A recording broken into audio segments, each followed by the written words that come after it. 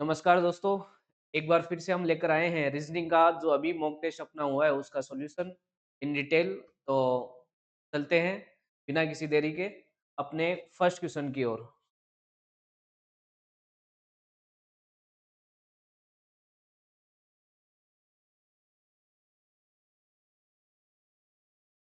जैसा कि पहला क्वेश्चन दिया हुआ है आपको, यदि शब्द नर्वस के प्रत्येक अक्षरों को अंग्रेजी वर्णमाला के क्रम में व्यवस्थित किया जाए, इस प्रकार बने अक्षर समूह में बाएं से फोर्थ और दाएं से दूसरे अक्षर के बीच अंग्रेजी वर्णमाला श्रृंखला में कितने अक्षर हैं? बेसिकली ये जो आपका प्रश्न लिया गया है, ये लिया गया है आपका टॉपिक अल्फाबेट टेस्ट।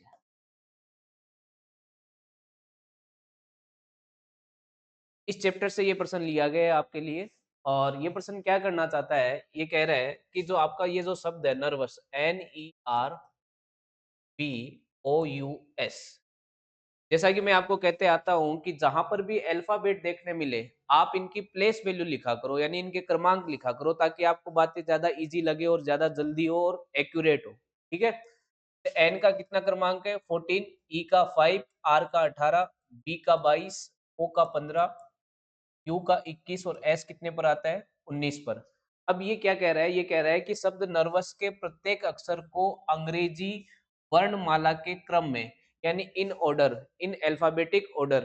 तो सबसे पहले अंग्रेजी वर्णमाला में क्या आता है? 5 आता है, तो सबसे पहले 5 लिख लो। उसके बाद क्या आएगा? 14, उसके बाद 15, उसके बाद 18, उसके बाद 21, सॉरी 19, उसके बाद क्या आएगा? 19, फिर 21 और फिर क्या आएगा लास्ट में? 22। तो अपन ने क्या किया, इनको अल्फाबेट ऑर्डर में लिख दिया। ठीक है। अब उसके बाद ये क्या कह रहा है? बाएं से, यानी लेफ्ट साइड से चौथा। बाएं से चौथे का मतलब है कि देखो, यहाँ इस साइड से चलने का मतलब होगा लेफ्ट से, यानी बाएं से। इस साइड से चलने का मतलब क्या होगा? From left. और इस साइड से अगर चल रहे हैं तो इसको क्या कहेंगे अपन? फ्रॉम राइट, यानी दाएं से। ठीक है। तो ये कह रहा है कि बाएं से तो चौथा अक्षर लेना है। कौन सा अक्षर लेना है? बाएं से तो लेना है आपको चौथा अक्षर। तो बाएं से चौथा कौन सा हो गया? ये पहला, ये दूसरा, ये तीसरा और ये कौन सा हो गया? चौथा अक्षर। और दाएं से कौन सा लेना है? आपको लेना है दाएं से दूसरा अक्षर। तो दाएं से दूसरा कौन सा हो गया? ये। अब मुझे बताओ, 18 और 20 के बीच में क्या क्या चीज आती है? 18 और 20 के बीच में क्या क्या चीज आती है? तो आप कहोगे सर एक तो 19 आएगा और एक 20 आएगा। तो बेसिकली कितने अक्षर आएंगे? दो अक्षर आएंगे। आपसे यही पूछा था कि इनके बीच अंग्रेजी वर्णमाला श्रृंखला में कितने अक्षर आएंगे, तो इसका आंसर क्या हो जाएगा? ऑप्शन नंबर बी, यानी 2। आई होप आपको पहला प्रश्न क्लियर है। अब अपन बढ़ते हैं दूसरे प्रश्न की ओर।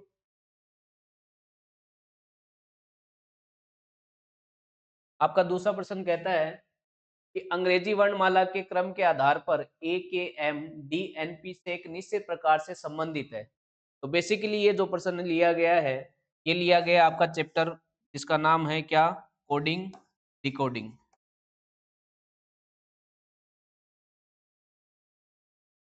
ये क्या कहता है? ये कहता है कि अंग्रेजी वर्णमाला के क्रम के आधार पर ए के एम डी एन पी से एक निस प्रकार संबंधित है। और मैं आपको बार बार एक ही बात समझाते आ रहा हूं, वो ये कि जहां पर भी आपको अल्फाबेट चीजें दिखे, आपको इनके क्रमांक लिख लेने चाहिए। क्या लिख लेने चाहिए? आपको क्रमांक लिख लेने चाहिए। तो ए का क्रमांक कितना है? एक। ए का 11, के बाद एम का 13। और इसने कहा है कि ए के एम डी एन पी से जिस प्रकार संबंधित है, तो डी का कितना होता है? 4। एन का कितना होता है? 14। और उसके बाद पी, पी का कितना हो गया? 16। अब मुझे बताओ कि अगर मैं इसमें सीक्वेंस देखना चाहूं तो मुझे कौन सा सीक्वेंस दिखाई दे रहा है? तो आप कहोगे सर 1 से 4 का मतलब हो गया +3, 11 से 14 का मतलब हो गया +3 और 13 से 16 का मतलब भी क्या हो गया? +3 हो गया। तो अपन कह सकते हैं कि यहाँ पे +3 +3 +3 का लॉजिक लगा हुआ है। अब देखो इसको, यहाँ से ये चीज़ भी दोबारा यहाँ से देखोगे तो भी आपको वही चीज़ दिखाई देगी। लेकिन ये प्रश्न में आपको समय खराब करने के लिए दूसरी चीज़ दी जाती है। अगर एक चीज़ से बात क्लियर है तो दूसरी को देखने की ज़रूरत नहीं है। तो अब अपन चलेंगे डायरेक्ट आंसर की ओर कि एलजीके को क्या लिखा जाएगा? एल का क्रमांक होता है 12, जी का होता है 7 और के का क्रमांक होता है 11। इसमें +3 करेंगे तो कितना आएगा? 15। इसमें +3 करेंगे 10, इसमें +3 करेंगे 14। 15 का मतलब क्या होता है? ओ, 10 का मतलब जे और 14 का मतलब एन, OJN, OJN यानी ऑप्शन नंबर आपका फर्स्ट। देखो सीधी सिंपल सी बात है, आपको अगर तेज़ी से आंसर करना है, एक्यूरेट आंसर करना है, वो भी कोडिंग डिकोडिंग हो गया, अल्फ़ाबेट हो गया, अल्फ़ाबेट सीरीज़ हो गया, तो इन चीज़ों को करने के लिए आपको अंग्रेजी वर्णमाला के जो क्रमांक है, वो अच्छे से याद होने चाहिए। आई होप आपको सेकंड क्वेश्चन क्लियर है। अब अपन बढ़ते हैं तीसरे क्वेश्चन की ओर फटाफट, तेज़ी के साथ। तो आपका थर्ड पर्सन जो आपको दिया हुआ है, वो दिया हुआ है आपको ब्लड रिलेशन से। किससे? ब्लड रिलेशन से। बहुत ही अच्छा प्रश्न दिया हुआ है। ब्लड रिलेशन का ये जो पैटर्न है आजकल काफ़ी पूछा जा रहा है एग्ज़ाम में, तो एक इम्पोर्टेंट पैटर्न मान सकते हो आप इसको। देखो, इस पैटर्न में क्या ख़ास बात होती है कि ये जो प्लस का मतलब ले रहा है, ये प्लस का मतलब क्या ले रहा है? सन। माइनस का मतलब क्या ले रहा है? वाइफ। ये चीज़ें बदलती रहती है। तो आपको जो भी इंस्ट्रक्शन दी जाती है, आपको जो भी बोला जाता है, आपको उसी की चीज़ को फ़ॉलो करना है, ठीक है? अपने खुद से आपको कुछ भी नहीं लेके चलना है। ये चीज़ें बदलती जाएगी तो केयरफुली आप इन चीज़ों को पढ़ोगे। क्लियर है ना मेरी बात? तो देखो, जैसे कि पहले इसने कहा है कि A plus B means A is the son of B, A minus B means A is the wife of B, A multiply B means A is the brother of B, A divide B means A is the mother of B. Based on the above, if P minus Q into R plus S divided by T, क्या दिया हुआ है? P minus Q into R plus S divide by T, ये दिया हुआ है। और आपसे क्या पूछ रहा है? Which of following is true? इसमें से कौन सी चीज सत्य है? ये आपसे पूछिए। तो देखो सीधी सिंपल सी बात है कि अगर इस प्रश्न को आपको करना है, तो क्या करना है? आप सबसे पहले लिख लो कि माइनस का मीनिंग क्या दिया हुआ है, तो आप कहोगे सर माइनस का मीनिंग दिया हुआ है वाइफ, तो माइनस का मीनिंग लिख लो वाइफ। मल्टीप्लाई का मीनिंग क्या दिया हुआ है, तो आप बोलोगे ब्रदर। फिर आपको क्या दिया है? प्लस, प्लस का मीन क्या दिया हुआ है? सन। और डिवाइड, डिवाइड का मीनिंग क्या दिया हुआ है? मदर। लिख लिया? अब एक बात मेरी बिल्कुल ध्यान से सुनना, इस प्रकार के प्रश्नों में देखो 2 प्रकार की चीज़ें आती है, मैं आपको दोनों चीज़ें क्लियर कर देता हूँ। ये जो इंस्ट्रक्शन दी जाती है कि A plus B means A is the son of B, इस चीज़ को ऐसे भी लिखा जा सकता था, क्या? प्रश्न चेंज करने के लिए बस अगर वो इतना ही लिख देता, B is the son of A, यानी इसका क्रम उल्टा कर दिया। यहाँ ए के बाद बी है, लेकिन यहाँ पे क्रमांक क्या कर दिया अपन ने? उल्टा कर दिया। इस केस के अंदर आप एक चीज ध्यान रखना, जो मैं आपको शॉर्टली समझा रहा हूँ, इन डेप्थ अपन जब चैप्टर पढ़ेंगे तब बात करेंगे। चलने को मैं किधर से भी चल सकता हूँ, आंसर सेम आता है, लेकिन बात ये है कि आपको किस तरीके से चलना चाहिए वो मैं आपको बता रहा हूँ। अगर चीजें सीक्वेंस में दी है, सीक्वेंस का मतलब यहाँ पे ए और यहाँ पे बी, यहाँ पे भी ए और यहाँ पर भी क्या है? बी, तो आप हमेशा लेफ्ट साइड से चलोगे, सॉरी राइट साइड से। कौन सी साइड से? राइट साइड से। और अगर ये इंफॉर्मेशन इस तरीके से दी जाती कि ए प्लस बी और यहाँ पे क्रम उल्टा हो जाता, बी और ए बी है लेकिन यहाँ पे बी ए हो गया, तो इस केस में आप किधर से चलते? लेफ्ट साइड से। ठीक है? राइट साइड से चलने का मतलब है कि अपन एक डायग्राम बनाएँगे और उस डायग्राम में राइट से चलते हुए बनाएँगे। क्लियर होगी बात? जैसे अ, जैसे इसने कहा कि टी की माँ कौन? एस, तो टी की मम्मी बना दो एस को, क्योंकि एक जनरेशन ऊपर होता है और महिला के लिए मैं माइनस यूज़ करता हूँ और पुरुष के लिए क्या यूज़ करता हूँ? प्लस। जितनी भी फीमेल महिलाएँ हैं, जितनी भी महिलाएँ हैं उसके लिए अपन क्या यूज़ करेंगे? माइनस। और जो चीज़ें मेल है यानी पुरुष है उसके लिए क्या यूज़ करेंगे? प्लस। क्लियर है बात? और एक पीढ़ी ऊपर मेरी माँ होती है, तो मैंने एक पीढ़ी ऊपर दर्शाया है डायग्राम में कि टी की जो मम्मी है वो कौन है? एस, और एस का जो बेटा है वो कौन है? आर। तो एस का बेटा है तो नीचे की ओर आ जाएगा और आर पे क्या आ जाएगा? प्लस। और फिर आर का ब्रदर कौन है? क्यू, तो आर का ब्रदर बना दो क्यू को। भाई देखो बराबर में लिखा है मैंने, क्योंकि भाई क्या होता है? बराबर की पीढ़ी का होता है। आगे क्या बोला? और क्यू का जो वाइफ है वो कौन है? पी। क्यू की वाइफ बना दो किसको? पी को। ये डायग्राम आपका बन गया, उसके बाद वो आपसे कुछ भी पूछे कोई दिक्कत नहीं है। आपका डायग्राम कंप्लीट है। डायग्राम में आपको देखने के बाद आप क्या बता सकते हो क्या कि क्या S is the mother of P है क्या? एस माँ लगती है क्या पी की? तो आप कहोगे देखो ये रहा पी, ये तो क्या हो गई? ये पी है, ये इसका पति है, ये पति का भाई है और ये उसके भाई की माँ है। तो बेसिकली एस पी की माँ नहीं हुई है, एस पी की सासू माँ का मतलब क्या होता है? Mother in law. तो ये बात बिल्कुल गलत है कि S is the mother of P, तो ये चीज क्या हो गई आपकी? गलत। आपको तो सही पूछा है कौन सा है? T is the son of S. मुझे बताओ टी क्या बेटा है क्या एस का? टी पर कहीं पे भी आपको प्लस माइनस दिख रहा है क्या? अगर नहीं दिख रहा तो ये बेटा हो भी सकता है और नहीं भी हो सकता, तो मैं ये नहीं कह सकता कि ये चीज सत्य है या गलत। तब नहीं कह सकता तो मैं इस चीज को क्या कर दूंगा? गलत, क्योंकि अपन को तो 100% जो सही है वो चीज निकालनी है। क्यों is the son of S? क्या क्यों बेटा है क्या एस का? बिल्कुल है। देखो एस, एस का बेटा आर और आर का भाई क्यों। इस केस में मैं ये कह सकता हूँ कि ये बात बिल्कुल सही है। क्यों is the son of S. Last P is the daughter of T. P is the daughter of T. तो क्या पी बेटी है क्या टी की? देखो नहीं है, ये कहीं ना कहीं जाके भाभी वगैरह कुछ होगी। समझ गए ना बात? तो आपके लिए ये बात भी क्या हो गई? गलत। तो इसका आंसर क्या हो गया? सी। क्लियर है बात? आगे बढ़ते हैं। देखो एकदम आसान आसान चीजें हैं, कोई मुश्किल वाली चीजें हैं नहीं आपके लिए। बस आपको थोड़ा सा ध्यान रखना है क्वेश्चन करते वक्त। देखो क्वेश्चन नंबर 4 की ओर चल रहे हैं। ठीक है, क्वेश्चन नंबर 4 क्या कहता है आपका?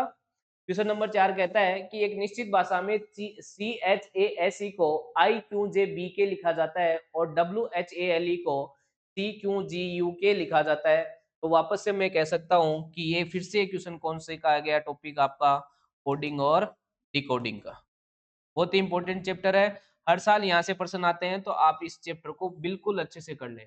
ठीक है, और इस चैप्टर को अच्छे से करने का मतलब होता है अच्छे से क्रमांक याद कर ले और किसका अपोजिट क्या होता है ये याद कर ले। इसके अलावा आपको इस चैप्टर में दिक्कतें नहीं आती है। अगर आप इसमें पूरी अच्छे से तरीके से सारी सीक्वेंस चीजें समझ लेते हो तो बहुत आसान चैप्टर आप लोगों के लिए। देखो पर्सन कहता है C H A S E को आई क्यू जी बी के लिखा जाता है। तो सबसे पहले जैसे मैं सी का क्रमांक लिख लूंगा जो कि कितना आता है? 3। एच का क्रमांक कितना होता है अंग्रेजी वर्णमाला में? 8। ए का क्रमांक कितना होता है? ए क्रमांक से मतलब समझ गए ना, कौन सा कितने नंबर पे आता है अंग्रेजी वर्णमाला में? ए का 1 हो गया। फिर एस का कितना हो जाएगा? 19। इसी तरीके से ई का कितना हो जाएगा? 5। अब इसको लिख क्या रहा है? इसको लिख रहा है आई। आई का मतलब 9। क्यों? क्यों का मतलब 17। समझ गए बात? जी, जी का मतलब 7। उसके बाद बी, बी का मतलब 2। उसके बाद क्या है? के का मतलब 11। तो चीजों को हम समझेंगे कि क्या सीक्वेंस यहाँ पे मेरे को नजर आ रहा है। ठीक है, हालांकि मेरे को तो लिखते हुए सीक्वेंस नजर आया है, आपको पता नहीं आया कि नहीं आया। इधर देखो 8 में कितना ऐड हुआ? 6। 8 में कितना ऐड हुआ? 6। उसके बाद एच 8, 6 ऐड हुआ ना, 3 और 6 9। इसमें कितना ऐड हो गया? तो आप बोलोगे सर 9 ऐड हो गया। कितना ऐड हो गया? 9। और यहाँ पे कितना ऐड हो गया? 6। यहाँ पे कितना ऐड हुआ है? यहाँ पे कितना ऐड हुआ है? सर बी का 2 लिखे हैं। तो मेरे भाई एक बात मैं बता दूं, मान लो कि आपको आगे ये चीज नहीं समझ में आ रही कि यहाँ पे क्या कर दिया, तो एक बार कोई नहीं स्किप करके आगे बढ़ जाओ। तो यहाँ पे आप वापस से क्या देख रहे हो? 6। तो बेसिकली आप फॉलो क्या कर रहे हो? 6 9 6 6। अब ये नहीं पता कि यहाँ पर क्या था। यहाँ पर भी आपका प्लस 9 ही था। अब आप बोलोगे सर प्लस 9 कैसे था? माय डियर स्टूडेंट्स, ये 19 प्लस 9 करोगे तो 28 आएगा। और आप जानते हो कि अंग्रेजी वर्णमाला में जो अक्षर होते हैं वो कितने होते हैं? 26। तो बेसिकली वो आपको क्या पूछना चाहता है कि 2 पर क्या आता है? तो 2 पर बी आता है। तो जहां पर भी 26 से ऊपर चीजें चले जाएगी वापस से एबीसीडी शुरू हो जाती है। तो इसलिए मैं ये कह सकता हूँ कि बी को मैं 28 भी लिख सकता हूँ। सॉरी, क्या लिख सकता हूँ? 28 पे, क्योंकि 26 27 पे फिर से ए और 28वें पे क्या आ गया? बी आ गया। तो बेसिकली ये जो सीक्वेंस है 6 9 6 9 6 का है। ठीक है, और यही चीज अपन किस में लगा देंगे? एनशिएंट में लगा देंगे। तो लिख लो क्रमांक। इसमें देखो ए मैं यहाँ पे यहीं पे कर देता हूँ आपके लिए। देखो अगर मैं ए में क्या जोड़ता हूँ? +6। ए कितना होता है? 1। 6 जोड़ेंगे तो कितना आएगा? जी आएगा। इसी तरीके से n कितना होता है? 14। और 14 में 9 जोड़ेंगे तो कितना आएगा? 23। 23 की जगह मतलब क्या आ जाएगा? W। फिर C में 6 जोड़ेंगे तो 3 और 6 9। 9 का मतलब क्या हो गया? I। समझ गए? फिर इसके बाद इसमें क्या जुड़ेगा? देखो 6 जुड़ गया, 9 जुड़ गया, 6 जुड़ गया, फिर से 9 जुड़ेगा। तो I में 9 जुड़ेगा तो क्या आएगा? R। अब यहाँ पे देख लो, आप ऑप्शन पे चले जाओ, आगे जोड़ने की जरूरत नहीं है। GWIR यहीं पे आ रहा है, GWIR यहाँ पे आ रहा है, ये गया ऑप्शन, ये गया। अब एक चीज और सोल्व करनी पड़ेगी कि आगे क्या आएगा। तो देखो 6 9 6 9 6 6 जुड़ गए यहाँ पे, ठीक है। अब इसमें आप 6 जोड़ोगे तो 5 और 6 11, 11 का मतलब क्या आएगा, के आएगा। इसका मतलब आंसर क्या हो गया, बी। क्लियर है बात। 6 9 6 11 जोड़ लो, और जोड़ोगे तो आपके सामने ये जो चीजें आएगी वो यहाँ तक सोल्व कर लिया, आगे सोल्व करने की जरूरत है नहीं, कि डब्ल्यू और जेड को अपन को ऑप्शन एलिमिनेट कर दिया।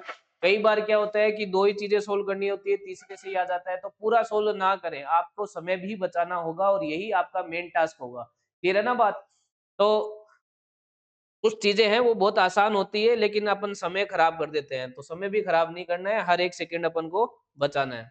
आगे बढ़ जाते हैं क्वेश्चन नंबर 5, जो कि आपको एक सीरीज का क्वेश्चन देखने मिल रहा है। इसमें मिक्स चीजें हैं, कुछ अल्फाबेट है और कुछ क्या है, नंबर है। नंबर को अगर मैं देख पा रहा हूँ तो बहुत ईजी है। देखो यहाँ से सिर्फ नंबर को गौर करें, सिर्फ नंबर पे देखेंगे अपन, देख रहे हैं 29 से 27 होने का मतलब -2 आ रहा है। अब यहाँ पे क्वेश्चन मार्क पे क्या आएगा, फिर -2 ही आना चाहिए, यानी 25 तो आएगा ही आएगा। क्यों? क्योंकि 25 का -2 23 दिख रहा है, फिर -2 करेंगे तो 21 दिख रहा है। इसका मतलब 25 जिस ऑप्शन में होगा वही आंसर होगा। अब मैं क्यों देखता हूँ इस अल्फाबेट में क्या रहा है, कुछ भी है, मुझे पता है कि ये आंसर नहीं होंगे। जब ये आंसर नहीं होंगे तो आंसर क्या होगा, ये वाला होगा। मेरी बात समझ रहे हो। भले ही 5 सेकंड बचे, 4 सेकंड बचे, बचाना है। क्लियर है ना बात। जब नंबर से ही बात समझ में आ गई तो पूरा सोल्व करने की जरूरत है नहीं। बेसिकली मैं बता देता हूँ आपको, अगर आपको दिक्कत आ रही है कि सर ये कैसे आया, पूरा करके बताओ, तो मैं बताता हूँ। सी और ओ है, तो सी का क्रमांक कितना होता है, 3। ओ का कितना होता है, 15। उसके बाद ई और क्यू है, तो ई का क्रमांक कितना होता है, 5, और क्यू का क्रमांक कितना होता है, 17। ठीक है। तो यहाँ से अपन क्या देख रहे हैं, +2 ये आ रहा है, फिर +2 क्या आ रहा है, ये आ रहा है। तो नंबरों में भी +2 चल रहा है। तो सीधी-सी बात है कि यहाँ पे भी आएगा क्या, 5 में +2 जोड़ेगा तो क्या आएगा 7, और 17 में +2 जोड़ेगा तो क्या आएगा 19। 7 पे क्या आता है, जी, और 19 पे क्या आता है, एस, और नंबरों में देखा जाए तो -2, तो कितना आ गया 25। तो जीएस 25 आपका आंसर आ रहा था। पहले भी अपन ने आंसर निकाल लिया था नंबर को देखते ही। बात क्लियर है? आगे बढ़ जाएँ? अरे बढ़ जाएँ आगे। क्लियर है? समझ में आ रही है बात? नहीं आ रही है तो आप मेरे को कमेंट ज़रूर करना कि सर थोड़ा-सा एक्सप्लेन और करो, तो मैं आपको पूरा डेप्थ में इन चीज़ों को बता सकता हूँ। हालाँकि मुझे नहीं लगता कि आपको समझ में आ रहा। समझना चाहोगे तो सब सम ठीक है? आगे बढ़ते हैं। देखो नेक्स्ट क्वेश्चन नंबर 6। फिर से आपका एक ये कोडिंग डिकोडिंग का प्रश्न है, लेकिन ये इस पेपर में मुझे लगता है एक अच्छे प्रश्नों में से एक प्रश्न अगर मैं कहूँ तो ये आपका एक प्रश्न बनता है आपका। ये प्रश्न थोड़ा-सा मुश्किल, अगर बच्चा थोड़ा ध्यान ना दे कि सर इसका आंसर, हालाँकि क्लास में मैंने ऐसे प्रश्न करवाए हैं आपको, और इससे भी बेहतरीन प्रश्न मैंने आपको करवाए हैं, तो मुझे नहीं लगता कि आप लोगों से ये प्रश्न नहीं होगा। लेकिन फिर भी देख लो, अगर मैं ये कहूँ कि एक इस प्रश्न की बात करें, तो आप देख रहे हो कि NATURE, इसको क्या लिखा है? इसको लिखा है इसने 279546। साथ ही साथ इसने किसको लिखा है? लर्न को, है ना? LEARNT। इसका कोड क्या किया है? 794521। अब देखो मजे की बात ये है कि अगर मैं इनके क्रमांक वगैरह लिखूंगा करूंगा तो बात बनेगी नहीं इस बार। क्यों? क्योंकि ये क्रमांकों वाला प्रश्न है ही नहीं। ये बेसिकली ये जो क्वेश्चन है ये आपका आता है फिक्स कोडिंग से। कौन सी कोडिंग? फिक्स कोडिंग से। तो फिक्स कोडिंग का ये एक अच्छा पैटर्न का क्वेश्चन है, तो आप अगर अपने नोट्स में भी इस क्वेश्चन को शामिल करना चाहो तो कर सकते हो। क्लियर है बात? तो देखो इसमें ये कह रहा है कि देखो अ, अगर इस वर्ड को मैं देखूं तो इस दोनों के अंदर कॉमन क्या क्या आता है? ए आ रहा है दोनों में कॉमन, ठीक है। टी आ रहा है, आ रहा है। आर आ रहा है, आ रहा है। एन आ रहा है, आ रहा है। ठीक है। और क्या आ रहा है? ई। ई भी आ रहा है, ई भी आ रहा है। अगर मैं कहूँ कि नीचे वालों में क्या कॉमन नहीं आ रहा है, तो आप क्या कहोगे मेरे भाई? आप कहोगे सर एक तो एल नहीं आ रहा, नीचे वाले में तो एल नहीं आ रहा, ऊपर वाले में क्या नहीं आ रहा? यू नहीं आ रहा। तो आप इधर देखोगे कि कोडिंग में भी ऐसी चीजें चली है। तो देखो जो चीजें चीजें एक जैसी ये दोनों काटते जाओ, 2 से 2 गया, 4 से 4 गया, फिर क्या गया? 7 से 7 गया, 9 से 9 गया, 5 से 5 गया। अब ऊपर तो रह गया है एक जो अलग कोड है वो 6 और नीचे रह गया 1। क्लियर है बात? तो देखो u का कोड कुछ भी हो 6 ही होगा, क्योंकि अगर दोनों में नई चीज ऊपर में जो थी वो u थी, और अगर l की बात करूं तो l का कोड क्या होगा, 1 होगा, क्योंकि नीचे जो नई चीज थी वो l ही थी। तो आपको किसका पूछा है, l क्या लिखा जाएगा, तो l का कोड यहाँ से क्या हो जाएगा, 1 हो जाएगा। इसीलिए कहता हूँ कि इस पेपर में अगर ये अच्छा पर्सन कह रहा हूँ तो अच्छा तो है। ठीक है? तो आप इस पर्सन को अपने नोट्स में ज़रूर शामिल करें। जभी भी आप मॉक टेस्ट लगाते हो और आपको कोई अच्छा पर्सन देखने मिलता है, तो आप उसे उसका एक नोट्स बना लीजिए। क्यों? क्योंकि जब एग्ज़ाम के टाइम देखोगे तो आपको वही चीज़ें आपके काम आएगी। क्लियर है ना बात? देखो, आगे चलते हैं क्वेश्चन नंबर 7 की ओर।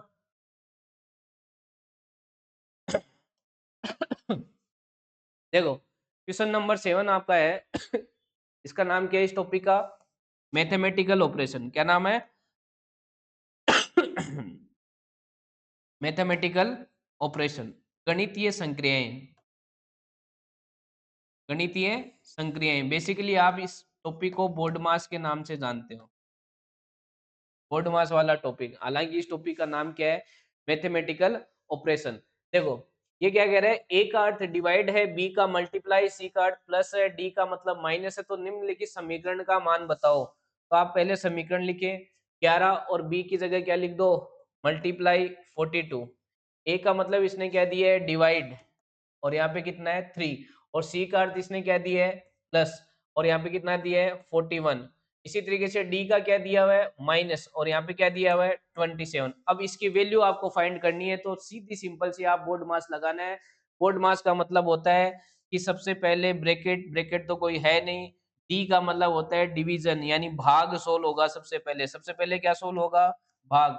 भाग कहाँ पर है, यहाँ पर, इसको ब्रैकेट में बंद कर दिया। 42 में अगर 3 का भाग दोगे तो कितनी बार जाएगा, 14 टाइम्स जाएगा। तो बाकी चीज लिख देता हूँ मैं आप लोगों के लिए, हालांकि लिखने की जरूरत नहीं पड़नी चाहिए। ठीक है? अब क्या आएगा, मल्टीप्लाई, क्योंकि डी के बाद क्या रहा है, मल्टीप्लाई यानी गुणा। गुणा सोल्व हो जाएगा। 14 को अगर 11 से मल्टीप्लाई करेंगे तो कितना आएगा, 11 4 44 4, और 11 और 4 15, यानी 154, प्लस 41 माइनस का 27। अब आगे क्या आएगा, मल्टीप्लाई के बाद एडिशन, एडिशन का मतलब जोड़, तो जोड़ दो। तो आप कहोगे 4 और 1 5, 5 और 4 9, और ये आ गया 195। इसमें से क्या माइनस करना है, 27 माइनस करना है, कर दो। 15 में से 7 जाएगा, तो 15 में से 7 जाएगा तो कितना बचेगा, देखो लास्ट डिजिट से ही अपन क्वेश्चन का आंसर करने की कोशिश करेंगे, क्योंकि सबकी लास्ट डिजिट अलग अलग है। तो 15 में से 7 जाएगा तो 8 बचेगा, यानी आंसर कुछ भी हो जिसकी लास्ट डिजिट 8 आ रही है वही आंसर है। फिर भी मैंने 2 सेकंड 3 सेकंड बचा लिए, आपको भी बचाने चाहिए। पूरा सोल्व करोगे तो आपके सामने 168 आ जाएगा, कोई बड़ी बात नहीं है। आई होप आपको बात समझ में आ गई होगी। आगे बढ़ जाए। आगे आपका है क्वेश्चन नंबर 8, जो कि एक सीरीज का क्वेश्चन है और एक अच्छा प्रश्न है। ठीक है? देखो, अगर आप इन नंबरों को देखोगे तो आपको पहली बात तो सीरीज बढ़ती हुई दिखाई दे रही है। सीरीज बढ़ती हुई दिखाई दे तो ये मान के चलना, सीरीज में या तो कुछ गुणा हुआ है या कुछ जुड़ा है, या तो क्या हुआ है मल्टीप्लाई, या कुछ जुड़ा है, या फिर मल्टीप्लाई के साथ प्लस माइनस हुआ है, यानी ये फिक्स ऑपरेशन एक साथ। क्लियर है बात?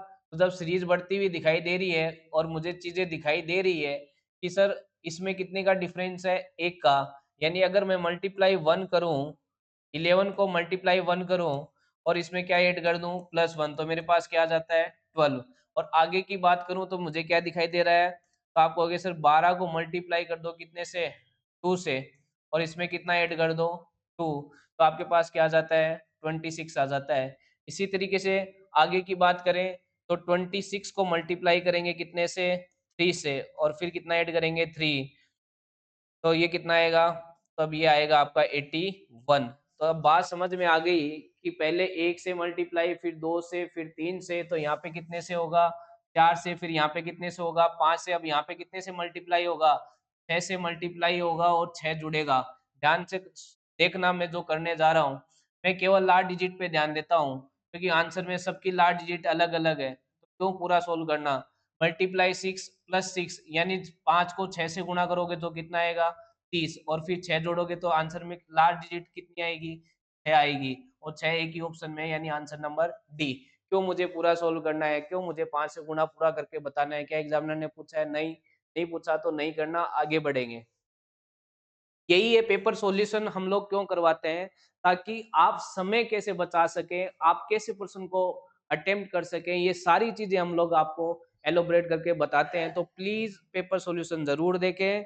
कम से कम एट लीस्ट 5, 10, 15, 20 जितने भी ये पेपर आपको लगता है कि हाँ, अब हमको पेपर सॉल्व करना आ गया है अच्छे से, तब तक आप पेपर देखते जाएँ, सोल्व करना। भले ही आपको क्वेश्चन आता हो, लेकिन सॉल्यूशन कैसे सर कैसे कर रहे हैं, एक बार उसको ज़रूर देखें, ताकि आपको हो सकता है कि जो समय 30 मिनट लग रहा है, वो अब पहले 25 मिनट लगने लग जाए, फिर 20 मिनट लगने लग जाए। क्योंकि जो कहानी होगी, वो समय की ज़्यादा बड़ी होगी।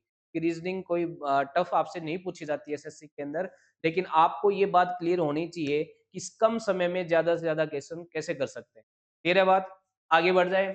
तो देखो क्वेश्चन नंबर 8 के बाद अपन चलेंगे क्वेश्चन नंबर 9 की ओर। क्वेश्चन 9 नंबर 9 जो है वो आपका है साइलो का, यानी जिसे अपन क्या कहते हैं सिलोजिज्म कहते हैं या न्याय निगमन कहते हैं, ठीक है? और कुछ लोग इसका प्रोनंसिएशन जिज्म भी करते हैं। हालाँकि इतना डेप्थ में नहीं जाना है इसके प्रोनंसिएशन पर। रीज़निंग में अपन का इसका कोई यूज़ नहीं है, इसको क्या बोलते हैं? प्रश्न कैसे होता है ये देखो। अपन इससे वेन डायग्राम बनाएँगे, वेन डायग्राम बना के आंसर करें। ऑल फ्लैग्स आर सिंबल्स, यानी अगर ऑल की बात करें तो अपन हमेशा ये डायग्राम बनाते हैं। फ्लैग आर सिंबल, तो फ्लैग के लिए एफ और सिंबल के लिए S. All symbol are prides, यानी ऑल सिंबल्स आर प्राइड। और उसके बाद इसने कहा है कि some pride are bright, some pride are bright. तो ये इसका वेन डायग्राम बनेगा। अब बातें हैं कि निष्कर्ष कौन सा सही कौन सा गलत ये देखना है। तो इसने पहला कहा है कि ऑल फ्लैग्स आर प्राइड्स, क्या सही है क्या? कि सारे फ्लैग क्या होने चाहिए? प्राइड होने चाहिए, तो बिल्कुल है। देखो, ये प्राइड रहा, इस प्राइड के अंदर ही सारे फ्लैग हैं, इसका मतलब सारे फ्लैग क्या हैं? प्राइड, ये बात क्या है आपकी? सही है। दूसरा कंक्लूजन क्या कहता है? Some flags are bright is a possibility, possibility मतलब संभावना की बात कर रहा है। तो मेरी एक बात ध्यान से सुने, संभावना हर एक उस चीज़ की बनती है, जो वास्तविकता में सही नहीं है। क्लियर है ना बात? फिर से सुनना, संभावना हर उस केस की बनती है जो वास्तविकता में चीज़ सही नहीं है। यानी जो चीज़ आपके डायग्राम में आपको सही नहीं दिख रही है, वो आप संभावना में सही कर सकते हो, बट इसमें कुछ अपवाद हैं। यानी 99% तो वो चीज़ें सही हो जाती है कि मैं ये कह दूँ कि जैसे ही आपको डायग्राम में चीज़ गलत दिखे, उसकी संभावना सही हो जाएगी। ये हर जगह सही नहीं होती है, लेकिन 99% यानी मान लो कि आपको कुछ नहीं पता संभावना के बारे में, तो आप इस चीज़ को अपना सकते हैं क्या? कि जो चीज़ आपको डायग्राम में सही नहीं दिखाई देती, उसका संभावना के केस में सही हो जाता है। ठीक है? हर जगह सही नहीं होगा, मैं फिर कह रहा हूँ, कहाँ सही होता है, कहाँ नहीं होता है, अगर पूरा जानना है तो उसके लिए आपको पूरी क्लास लेनी पड़ेगी। फिलहाल मैं बता देता हूँ कि जो ये कह रहा है कि सम फ्लैग आर ब्राइट, क्या फ्लैग और ब्राइट के बीच कोई रिलेशन दिख रहा है डायग्राम में? दोनों चीज़ें दूर-दूर हैं, दूर-दूर है, इसका मतलब कोई इनके बीच रिलेशन आपका इंटरकनेक्ट नहीं है ना डायग्राम में। इसका मतलब ये चीज़ सही हो सकती है, गलत हो सकती है, संभावना में सही भी हो सकती है, ठीक है? तो संभावना इसकी बनती है। वास्तविकता में अपन कुछ कह नहीं सकते। तो जो चीज़ वास्तविकता पे नहीं कह पा रहे हैं डायग्राम में, उसको संभावना में कहा जा सकता है। इसी प्रकार some symbol are bright is a possibility, ये सिंबल और ब्राइट की बात करें तो सिंबल और ब्राइट के बीच भी कोई कनेक्शन नहीं है, क्योंकि ये सिंबल सिंबल तो इतना सही है यहाँ तक कि इनके बीच भी कोई रिलेशन नहीं है, तो इसकी भी क्या बनेगी? संभावना बनेगी। तो आप कह सकते हो on all conclusions 1, 2nd and 3rd are follow. मेरे बाद आगे बढ़ते हैं क्वेश्चन नंबर 10। एनालॉजी का दूसरा टाइप का क्वेश्चन मान लो, जिसमें अपन को ये देखना होता है कि जो रिलेशन इन तीन चीजों में है और इन तीन चीजों में वही रिलेशन कौन से ऑप्शन के अंदर आपको दिखाई देता है। तो आप देखो, तो मैं ये कह सकता हूँ कि जब 4 में मैं 5 ऐड करूँ और फिर मल्टीप्लाई बाय 2 कर दूं, तो मुझे बीच वाली संख्या मिल जाती है। क्लियर है ना बात? इसी तरीके से नीचे वाली जगह भी तो ये चीज लागू हो रही है, दोनों जगह ये चीज लागू होनी चाहिए, जो कि हो रही है। 7 + 3 इंटू 2 कर दिया तो कितना आ गया? 10 आ गया। क्लियर है ना बात?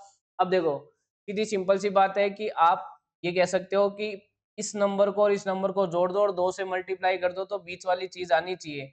तो ये चीज़ आपको कहाँ दिखाई दे रही है? तो आपको ऑप्शन नंबर ए में दिखाई दे रही है कि जब 6 को 2 के साथ जोड़ दिया जाए और मल्टीप्लाई कर दिया जाए कितने से? आप कहोगे कि सर मल्टीप्लाई कर दो 2 से, तो आपका कितना आ जाता है? 16 आ जाता है, यानी आंसर नंबर क्या हो गया? ए हो गया। आई होप आपको ये बात समझ में आ गई होगी। आगे चलते हैं क्वेश्चन नंबर 11 की ओर। ये क्वेश्चन कहता है कि आप ओड छांटो, ओड मतलब विषम छांटो, यानी यहाँ पर जो तीन चीजें दी, चार चीजें दी हैं, उनमें से तीन में जो समानता और एक है अलग। तो अगर मैं इस प्रश्न की बात करूं तो मुझे क्या असमानता दिख रही है ये नहीं देखना, तीन में मुझे समानता देखनी है। तो देखो 11 और 20 99 को देखोगे तो आप ये देखोगे कि 99 में किसका भाग जाता है, 11 का भाग जाता है। 99 में 11 का भाग जाता है, पूरा पूरा जाता है। इसी तरीके से 48 में 8 का पूरा पूरा जाता है। 63 में 9 का पूरा पूरा जाता है। लेकिन 144 में 13 का पूरा पूरा भाग नहीं जाता। यानी अकॉर्डिंग टू डिविजिबिलिटी अपन कह सकते हैं, यानी भाजकता के अनुसार कह सकते हैं कि आपका ऑप्शन नंबर क्या होगा, ए होगा। ठीक है, ऑप्शन नंबर क्या होगा, ए होगा, क्योंकि 13 का भाग 144 में नहीं जाता। नेक्स्ट आगे के क्वेश्चन की ओर चलेंगे। क्वेश्चन नंबर 12 जो कि एक सीरीज का क्वेश्चन है, और सीरीज ये कह रही है आपको, सीरीज की एक खास बात आप देखोगे तो ये नंबर आपको बढ़े, यहाँ पे भी बढ़े, लेकिन यहाँ पे आपको घटता हुआ नंबर दिखाई दिया। इसका मतलब क्या है, इसका मतलब है कि जो पर्सन, जो इस प्रश्न के अंदर सीरीज दी गई है वो एक मिक्स सीरीज हो सकती है। मिक्स सीरीज का मतलब एक से ज्यादा श्रृंखलाएं इसमें शामिल हो सकती है। तो देखते हैं कौन सी श्रृंखला आपको इसमें दिखाई देती है। जब भी आपको नंबर घटते और बढ़ते हुए दिखाई दें तो आप ये मान के चलना कि 99% इसमें मिक्स सीरीज है। मिक्स सीरीज का मतलब एक से ज्यादा सीरीज यानी एक से ज्यादा श्रृंखलाएं इसके अंदर ली गई है, इसके अंदर शामिल की गई है। ठीक है, तो आप देखो, अगर मैं अल्टरनेट चलाऊं सीरीज को तो ये अल्टरनेट सीरीज ऐसे चलेगी, क्लियर है, और एक अल्टरनेट सीरीज चलेगी ये वाली। अगर मैं इसमें सीक्वेंस देखना चाहूँ तो देखो इसमें कितने का अंतर है, 83 और 92 के अंदर तो आप कहोगे सर 9 का डिफरेंस है, और 92 और 101 के अंदर भी कितने का डिफरेंस है, 9 का। अब यहाँ पे क्या डिफरेंस है पता नहीं, लेकिन 107 और 116 के बीच भी कितने का डिफरेंस है, 9 का। तो बेसिकली यहाँ पे भी कितने का डिफरेंस होना चाहिए था, 9 का। यानी मैं किस में 9 ऐड करूँ कि 107 आ जाए, तो आप बोलोगे सर 98 में जब आप 9 ऐड करोगे तो 107 आ जाएगा।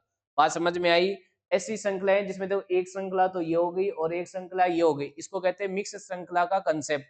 और मिक्स श्रृंखला कहाँ होती है, अक्सर जहां पर आपको नंबर घटते और बढ़ते हुए दिखाई दे। क्लियर है बात। आगे बढ़ते हैं नेक्स्ट क्वेश्चन की ओर। क्वेश्चन नंबर 13 जो कि आपको कहता है कि चार पदों में से तीन पद किसी प्रकार से समान है, एक समूह बनाते हैं, वह कौन सा विकल्प है जो उस समूह से संबंधित नहीं है। यानी फिर से आपका कौन सा क्वेश्चन हो गया, फाइंड द ओड वन, यानी विषम छांटो। तो देखो सीधी सिंपल सी बात है, विषम छांटो वो भी अल्फाबेट में, तो मैं इनके क्रमांक लिखूंगा। अगर मैं इसके क्रमांक लिखूं एल ओ क्यू के, तो आप कहोगे सर एल का क्रमांक होता है 12, ओ का होता है 15 और क्यू का होता है 17। इसके क्रमांक अगर मैं लिखूंगा तो 13, 16 और 18। इसके क्रमांक लिखो तो ये कहोगे 8, 10 और 14, और इसके क्रमांक लिखो तो आप कहोगे 16, 19 और 21। अगर मैं इनके बीच डिफरेंस देखूं तो 3 का है, और इनके बीच डिफरेंस कितने का, 2 का। यहाँ पे भी कितने का डिफरेंस है, 3 का, और यहाँ पे डिफरेंस 2 का। यहाँ पे डिफरेंस कितने का आया, 2 का, और यहाँ पे डिफरेंस कितने का आया, 2 का। लेकिन यहाँ पे डिफरेंस कितने का है, 3 का, और यहाँ पे डिफरेंस कितना है, 2 का। तो तीन चीजें एक जैसी है, 3 2 3 2 3 2 वाली तो, और ये चीज अलग होगी 2 2 वाली, यानी 8 10 14।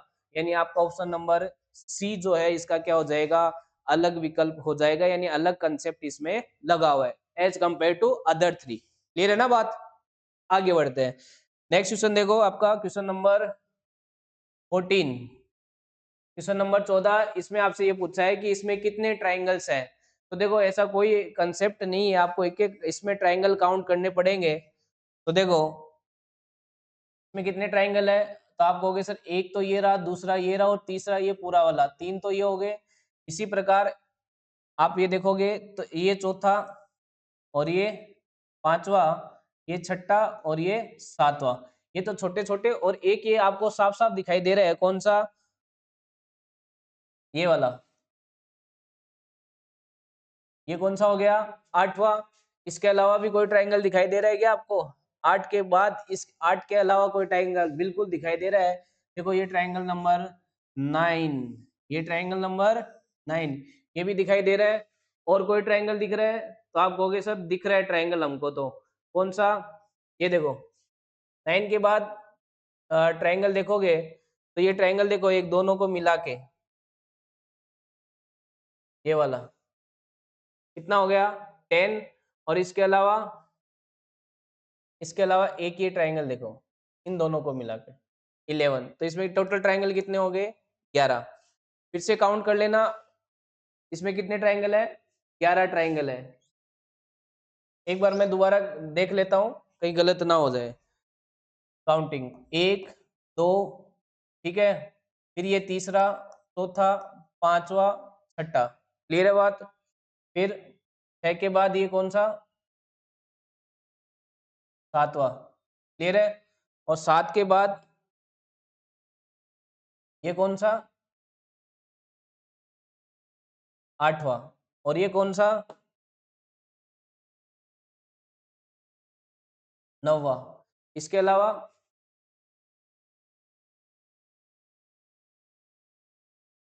10वां। और 10 के अलावा कोई ट्रायंगल आपको दिखाई दे रहा है? इसीलिए कह रहा था कि काउंटिंग में कहीं मिस्टेक ना हो जाए, क्योंकि एक एक काउंट आपको करना होता है। तो इसमें ट्रायंगल कितने होंगे 10 ना कि 11। ठीक है ना? देखो ट्रायंगल काउंटिंग को आपको ध्यान से देखना है, एक भी ऊपर नीचे नहीं होना चाहिए। भले मुझसे हो जाए यहाँ पर, आपसे नहीं होना चाहिए। क्लियर है ना बात? देखो नेक्स्ट, ये आपकी एक पैटर्न है जो कि श्रृंखला का एक चैप्टर है आपका, सीरीज आता है। तो सीरीज में आपका डायग्राम में भी सीरीज पूछी जाती है। ठीक है? तो कि आपको देखने पे भी पता चल रहा है कि इसमें देखो क्या पैटर्न चल रहा है, आप समझ जाओगे। पहले केवल इस एरो पे का बात करेंगे तो इस एरो को कितना डिग्री घुमा दिया इसने 90 डिग्री घुमा दिया। देखो यहाँ पे 90 डिग्री घुमा दिया। ठीक है, केवल एक बार इसकी बात करते हैं, दूसरे वाले की 90।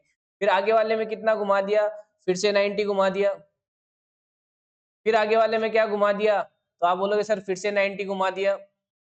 अब एक बात बताओ, अगर मैं इसको दोबारा आगे 90 डिग्री घुमाऊंगा तो क्या ये ऊपर की ओर चला जाएगा? बिल्कुल ये सर ऊपर की ओर चला जाएगा।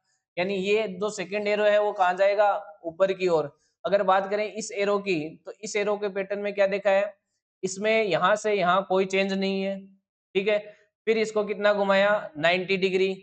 ध्यान से सुनना, यहाँ से यहाँ में कोई चेंज नहीं है, यानी एक स्टेप में कोई चेंज नहीं।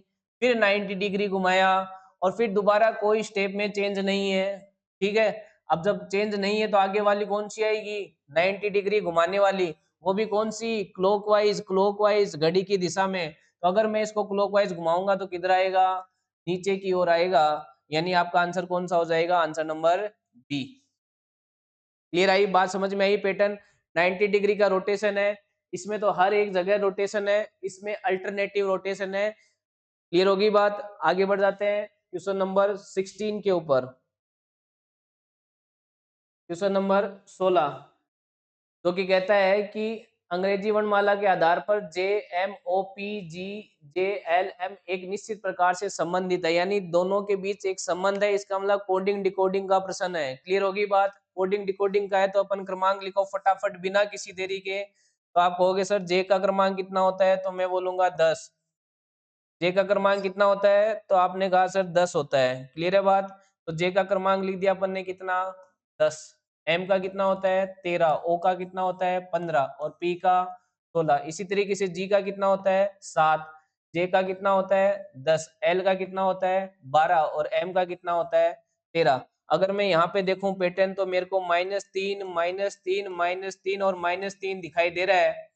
तो क्यों ना डायरेक्ट पर्सन की ओर -3 बढ़ जाए। डी का क्रमांक होता है 4, जी का 7, आई का 9, जे का 10।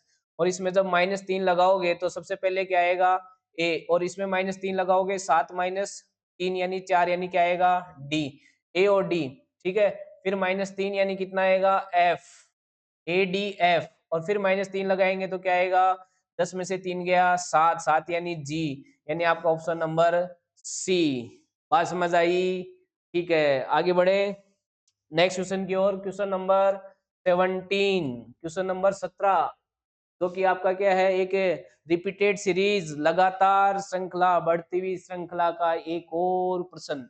तो देखो सीधी सिंपल सी बात है, ये क्या कह रहे हैं, आपको क्या करना होता है, काउंट करना होता है, कितने अक्षर दिखाई दे रहे हैं, 1 2 3 4 5 6 7 8 9 10 11, 11 दिखाई दे रहे हैं।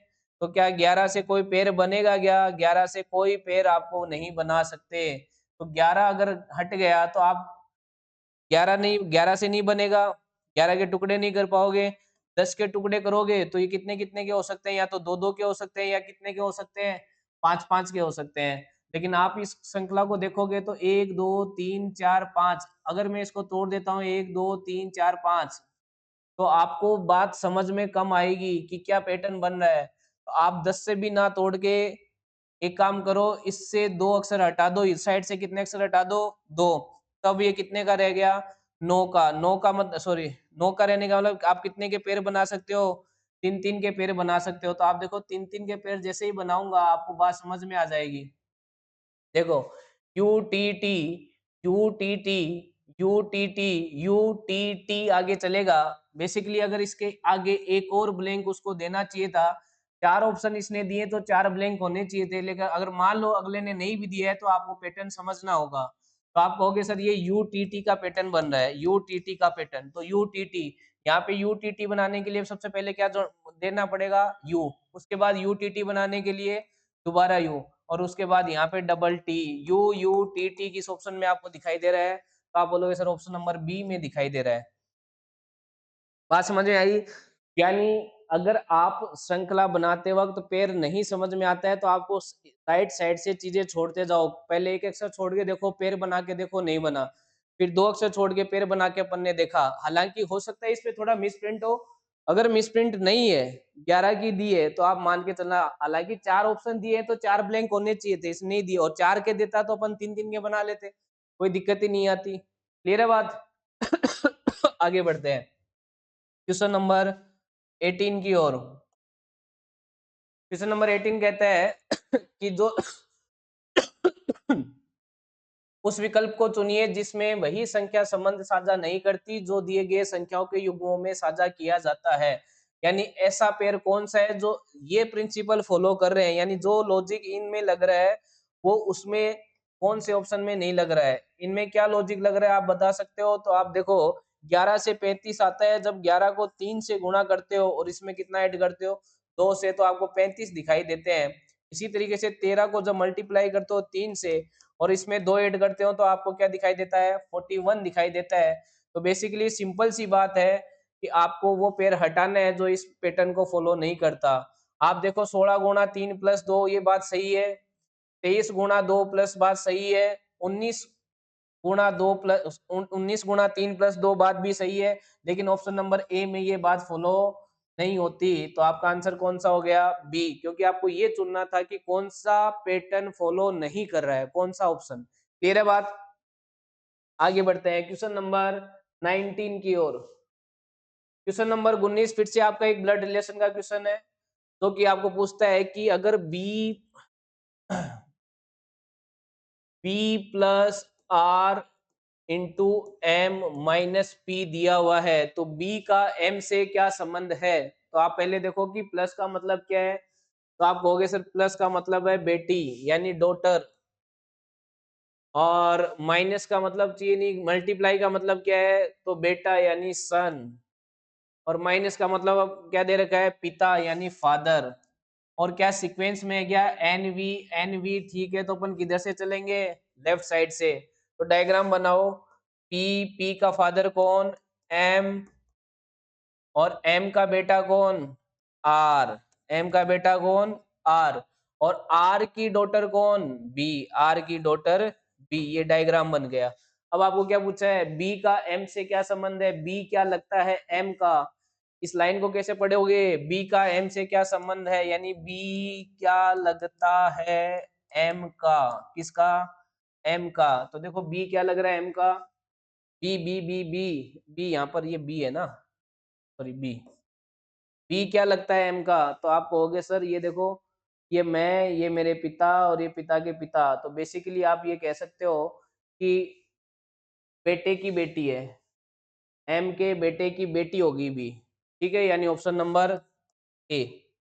क्लियर है बात? बेटे की बेटी यानी पोती। क्लियर है बात? आगे बढ़े क्वेश्चन नंबर 20 की ओर। 20 दे रखा है आपको फिर से कि जो पैटर्न यहाँ पे आपको दोनों में दिखाई दे रहे हैं वैसा पैटर्न कौन से ऑप्शन में आपको दिखाई दे रहा है। ठीक है, जो पैटर्न आपको यहाँ दिखाई दे रहा है वो पैटर्न कौन से में दिखाई दे रहा है। तो आप कहोगे सर 9 से 77 आने के क्या तरीके हैं। तो मैंने कहा सर 9 का अगर मैं स्क्वायर करूं तो क्या आता है 81 और उसमें से 4 माइनस कर दूं तो 77 आता है।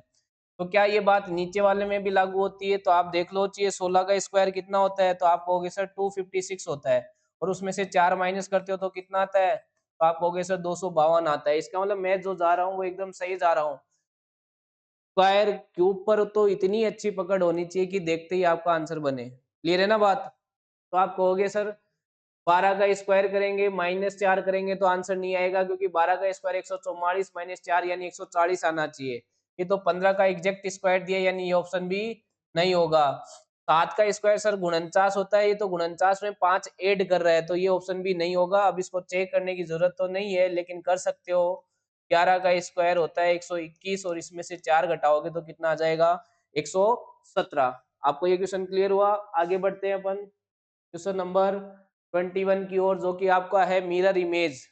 मिरर इमेज में आपको बताया है कि अगर मिरर इस तरीके से लिखा है तो पास वाली चीज आपको क्या दिखाई देगी, पास में दिखाई देगी और ऊपर नीचे की चीजें चेंज नहीं होगी यानी कुछ ऐसा आपको दिखाई देगा। क्लियर है? तो ऐसा इसमें नहीं दिख रहा ऑप्शन एलिमिनेट कर दो सीधे सीधे। अब दो ही ऑप्शन में ये चीज दिखाई दी है तो अब इन पे गौर करो। अब इन दोनों में क्या चीज अंतर है, ये चीजें तो सेम है तो इससे तो अंतर आएगा नहीं, यहाँ से अंतर है। तो आप अगर देखोगे तो आपकी ये एरो जो है ये एरो कैसे दिखाई देगी, ये ऐसे दिखाई देगी जो कि ऑप्शन किस में दिखाई दे रही है, डी में दे रही है। क्लियर है ना बात? केवल यही चीज, ये थोड़ी एरो इधर की आ जाएगी मिरर इमेज में, ऐसा कुछ नहीं होगा। क्लियर है? देखो तो जो डायग्राम के क्वेश्चन है उसके अंदर आप ऑप्शन एलिमिनेशन पे भी ध्यान रखें। जो ऑप्शन सीधे एलिमिनेट होते हैं पहले वो ऑप्शन एलिमिनेट करें उसके बाद कम से कम पे ध्यान दें। क्लियर है? नेक्स्ट क्वेश्चन नंबर 22 की ओर अपन चलते हैं। तो क्वेश्चन नंबर 22 फिर से आपका एक मिरर इमेज का आपका मिरर लगाया हुआ है। तो आप देखो इस मिरर इमेज में आपको डी कैसे दिखाई देगा। तो आपको सर डी हमको दिखाई देगा इस तरीके से।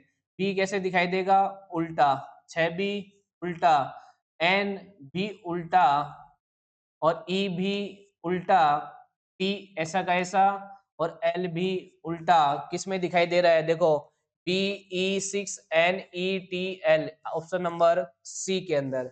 बाकी में देखो क्या गलती होगी, इसमें 3 ऐसा का ऐसा रख दिया, ऐसा नहीं होगा। और इसमें क्या गलती आ गई, डी, हाँ डी को ऐसा का ऐसा रख दिया। ठीक है, इसमें इसमें तो देखो एल को ऊपर नीचे ही कर दिया, कोई वाटर इमेज थोड़ी देख रहे हैं। यानी आंसर नंबर क्या हो जाएगा, C. Question number 23। Question number 23 आपका फिर से एक सीरीज का है, अल्फाबेटिक सीरीज इसे बोलते हैं। और अल्फाबेटिक सीरीज को सोल्व करने के लिए आपको क्रमांक आने चाहिए। बार बार एक ही बात बोल रहा हूँ, क्रमांक लिखते जाओ, क्वेश्चन के आंसर करते जाओ। क्रमांक लिखेंगे, एक्स का तो कितना आएगा 24, जेड का 26, वाई का 25, उसके बाद यू का कितना होता है 21, डब्लू का 23, वी का 22।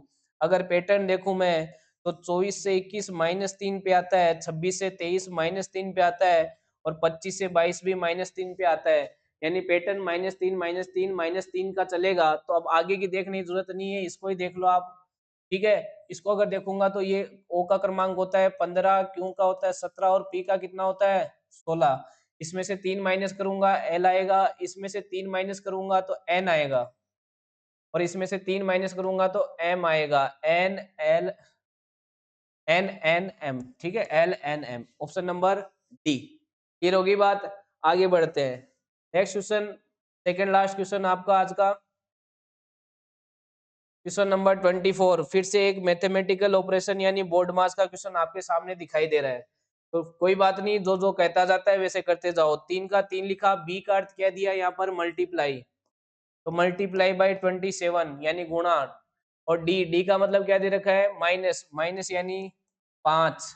फिर सी, सी का मतलब क्या दे रखा है आपको, तो आपको कहा कि सी का मतलब क्या दे रखा है प्लस, तो सी पे आ जाएगा प्लस। फिर 7, ए का मतलब क्या दे रखा है डिवाइड और 7 लगा दो बोर्ड मास। ओड मास का मतलब क्या होता है, बार बार बता रहा हूँ, ब्रैकेट, डिवीजन, मल्टीप्लाई, एडिशन और सब्ट्रैक्शन इसी सीक्वेंस में सोल्व करेंगे। 7 का 7 से डिवाइड हो जाएगा 1, बाकी चीज मैंने ऐसी की ऐसी लिख दी, ठीक है। फिर मल्टीप्लाई कर दिया, 81 आ गया, माइनस का 5 और प्लस का 1। अब पहले एडिशन होगा, 81 plus 1 82, 82 minus 5 77, answer number D. Clear हुई बात? क्लियर हुई ना बात? अब अपन चलेंगे आज के अंतिम प्रश्न की ओर, यानी question number 25। Question number 25। Question number 25 क्या कहता है, कैलेंडर से आपका ये क्वेश्चन आया है, बहुत ही अच्छा प्रश्न है, थोड़ा सा ट्रिकी है और कुछ भी नहीं। यदि कल गुरुवार था, मुझे बताओ, अगर ये मेरा आज है, ये मेरा बीता हुआ कल, ठीक है,